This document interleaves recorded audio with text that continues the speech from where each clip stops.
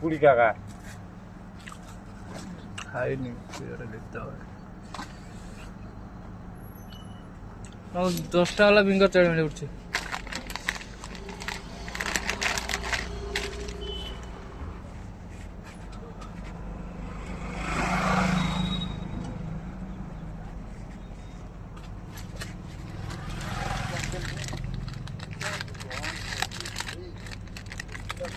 তেলবা এই চকলেট কত টাকা কইছিল কালকে কত টাকা কইছিল চকলেটটা 25 টাকা